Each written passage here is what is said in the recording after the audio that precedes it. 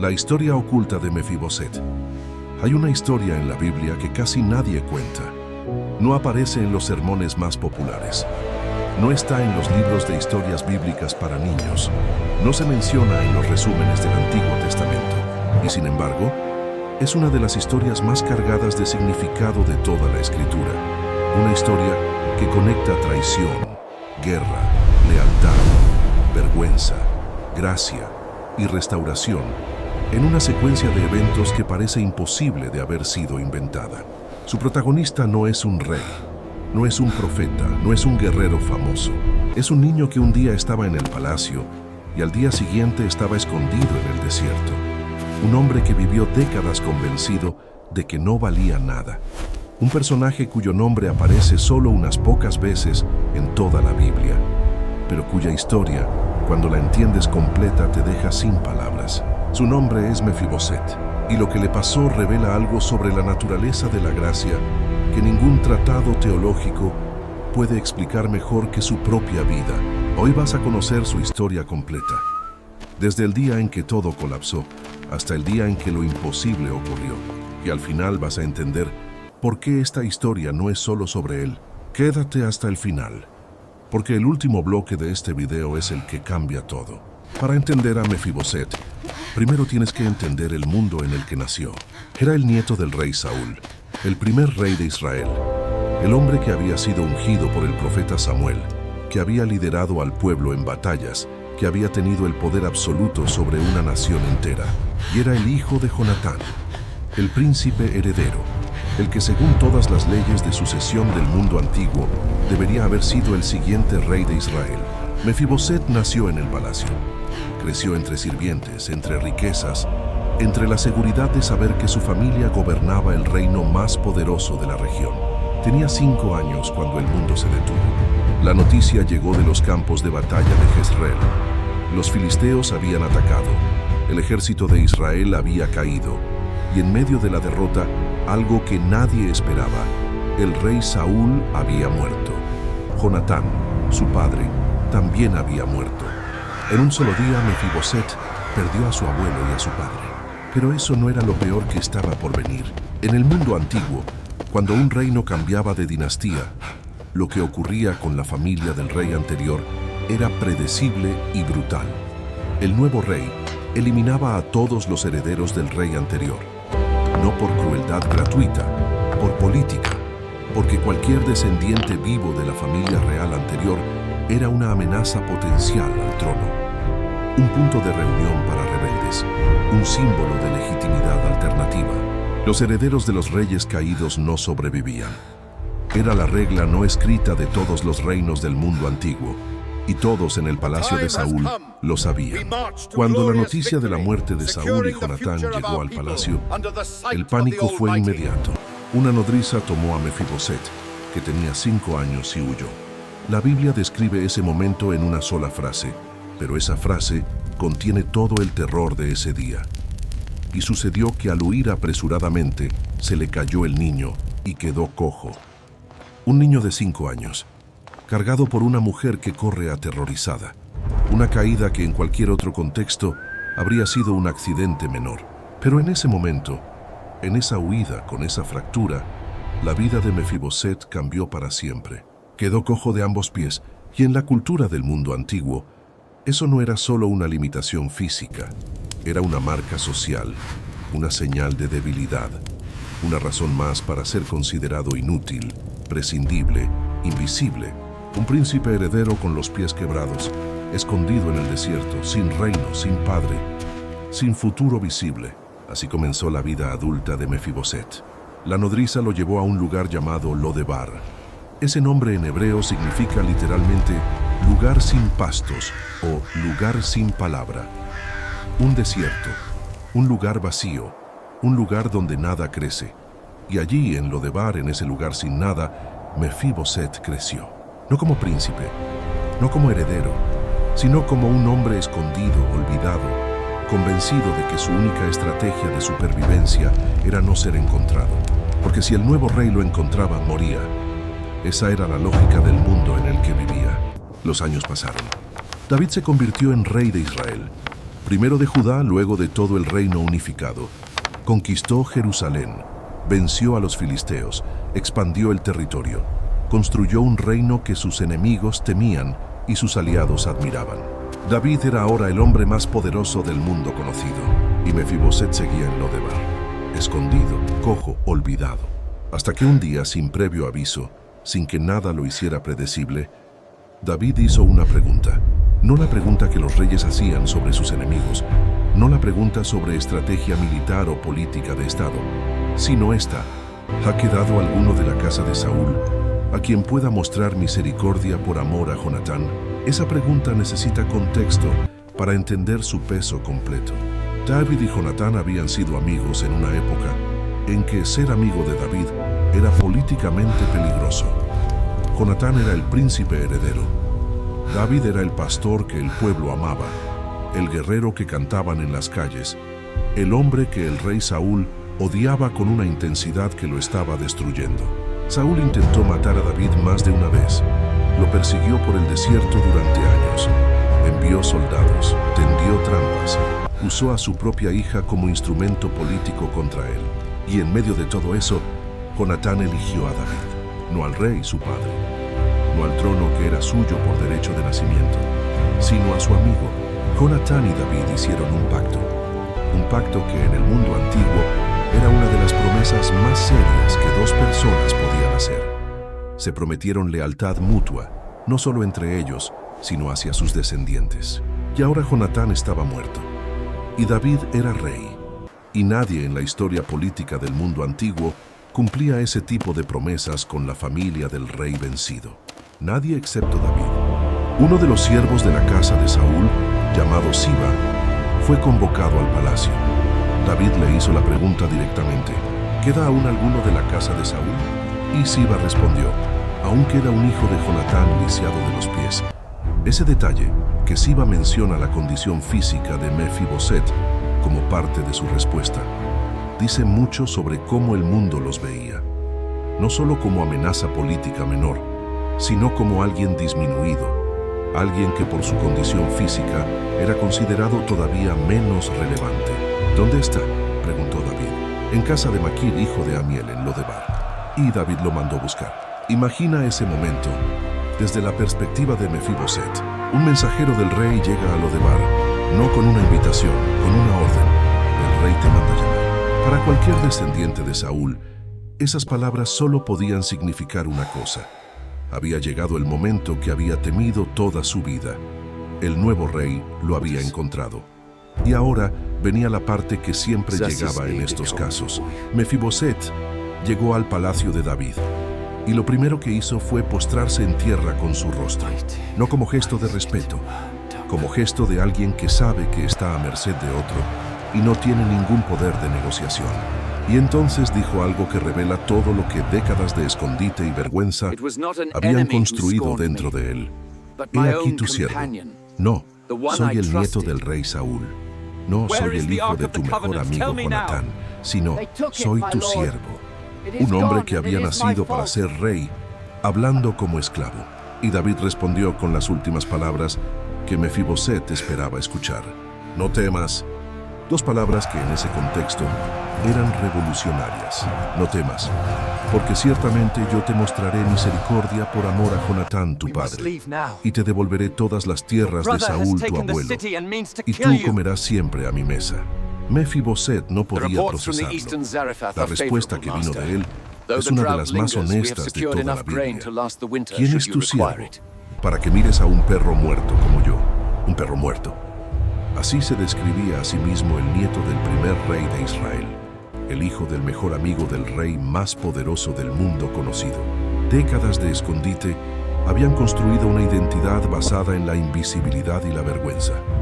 Mefiboset no se veía como alguien que mereciera misericordia, se veía como alguien que apenas merecía existir. Y David no discutió esa autopercepción con argumentos. La reemplazó con acciones. Convocó a Siba y le dijo: todo lo que fue de Saúl y de toda su casa, yo lo he dado al hijo de tu señor. Tú, pues, y tus hijos y tus siervos le labrarán las tierras y le traerán los frutos para que el hijo de tu señor tenga pan que comer.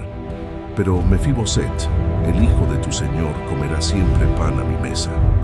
Siba tenía 15 hijos y 20 siervos. Todo ese aparato productivo fue puesto al servicio de Mefiboset. Las tierras de su abuelo devueltas, los recursos para trabajarlas, provistos, y algo que va más allá de lo material, un lugar permanente en la mesa del rey. En la cultura del Oriente Antiguo, comer a la mesa del rey no era solo un privilegio social, era una declaración de identidad. Significaba que eras considerado parte de la familia real, que el rey respondía por tu seguridad, que nadie podía tocarte sin pasar primero por el rey. Mefiboset pasó de escondido en Lodebar a sentado en la mesa de David. Y el texto añade un detalle que los estudiosos señalan constantemente. Mefiboset habitó en Jerusalén porque comía siempre a la mesa del rey y estaba lisiado de ambos pies. Ese último detalle no está ahí por accidente. El escritor quiere que lo veas. Quiere que veas a este hombre, con sus pies quebrados, sentado en la mesa del rey más poderoso de su generación, con reyes e hijos de reyes alrededor, como uno más de la familia. Su condición no fue curada. Su historia no fue borrada. Sus pies seguían siendo los mismos pies que se quebraron en aquella huida de pánico cuando tenía 5 años, pero eso ya no definía quién era. Lo que lo definía ahora era la misericordia de David. Y aquí está el misterio histórico que los estudiosos del Antiguo Testamento llevan siglos analizando. ¿Por qué David hizo esto? No había ninguna razón política para hacerlo. Al contrario, mantener vivo y prosperando a un heredero de Saúl era políticamente arriesgado. Cualquier descontento con el reinado de David podría rayarse alrededor de Mefiboset como símbolo de la antigua dinastía. Tampoco había presión social. Nadie esperaba que David cumpliera ese pacto con Jonatán. Jonatán estaba muerto. Los testigos del pacto probablemente también. En el mundo antiguo, los pactos se honraban cuando había consecuencias visibles por no hacerlo. David no tenía ninguna razón observable para buscar a Mefiboset, excepto una: un pacto hecho en privado, con un hombre muerto por amor. Y eso es lo que hace que esta historia sea arqueológicamente fascinante para los estudiosos de culturas antiguas. En todas las civilizaciones del mundo antiguo que conocemos, Mesopotamia, Egipto, Asiria, Babilonia, el patrón era el mismo. El nuevo rey eliminaba o neutralizaba a los descendientes del rey anterior. Hay registros asirios de reyes que mandaban cegar a los hijos de los reyes vencidos.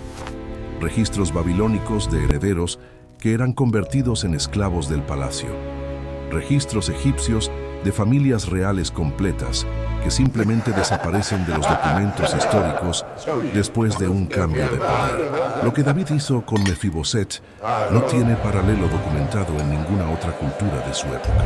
No lo eliminó, no lo neutralizó, no lo usó como esclavo visible para demostrar su dominio sobre la casa de Saúl. Lo restauró, lo honró, lo sentó a su mesa como hijo. ¿Por qué? Por amor a Jonatán. Una promesa, una amistad, un pacto.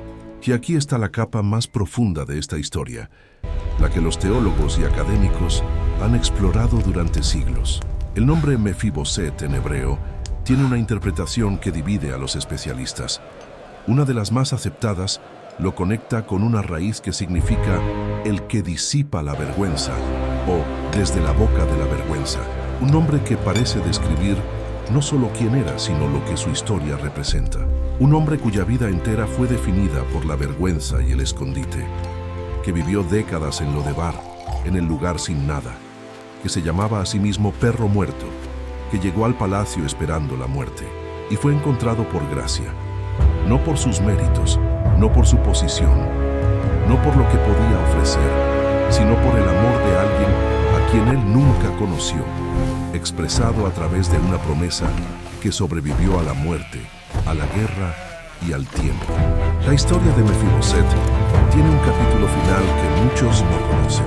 Años después, cuando David enfrentó la rebelión de su propio hijo Absalón y tuvo que huir de Jerusalén, la lealtad de Mefiboset fue puesta a prueba.